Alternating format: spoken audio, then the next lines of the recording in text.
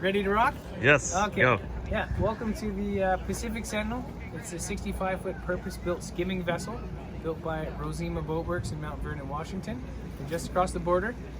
We've got three 65-foot vessels in our fleet, as well as we just received a 73-foot version, which is in Vancouver Harbor, and we've got two 48-foot versions in the fleet as well.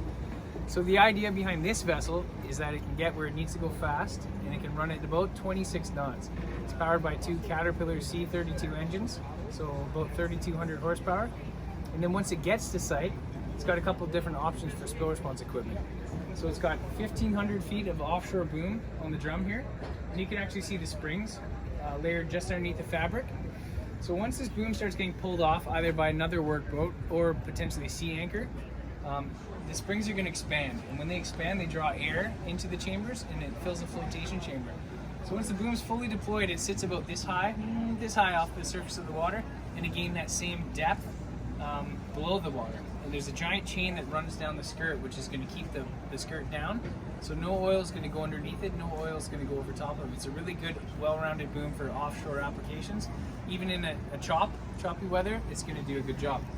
So this crew is well trained. They can do a giant loop around an incident, and they can close it, so they've got full containment there. So once the oil is contained within the boom, next step is going to be to recover anything that you didn't get.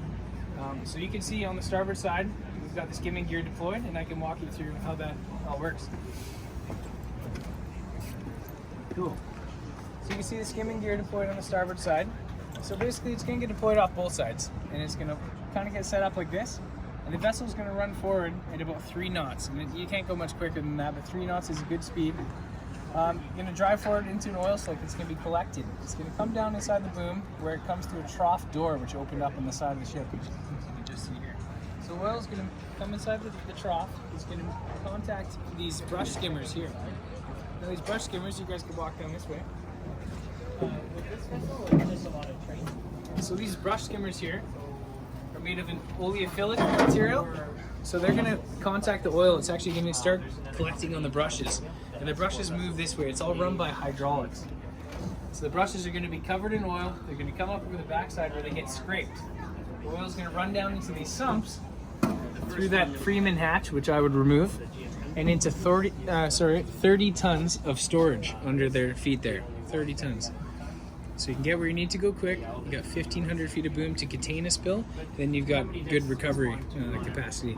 So these brushes do 32 tons an hour for recovery rate. And then you've got 30 tons of storage, which is pretty impressive.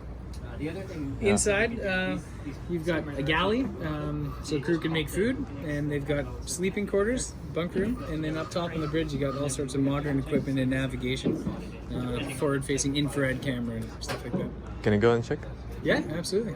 Yeah, you guys make your way in there. Just watch your step. The stairs to the lower cabin are quite steep, and then the ones up top are steep. But you guys will be all right. You'll be okay. Thank you. Yeah, welcome.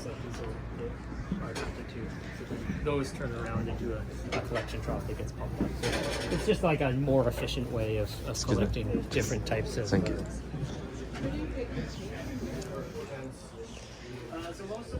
So here's the kitchen, fridge. Here's shower and toilet. Yeah, and here's crew room. So do you want to have pencil? I'll be right back.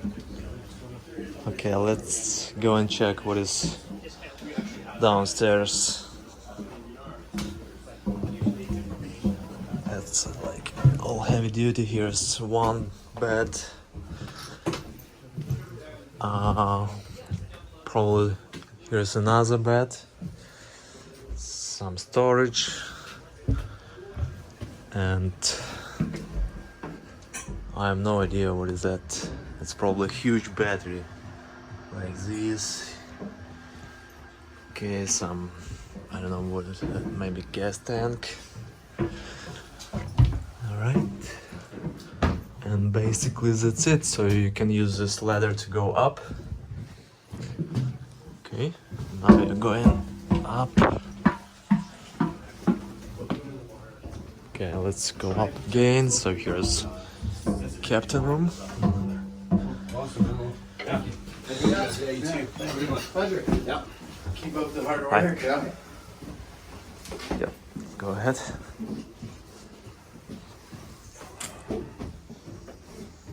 Can I make a video? Yeah, go for it. Yeah, thank You you. know your way. I just have no idea what is this for.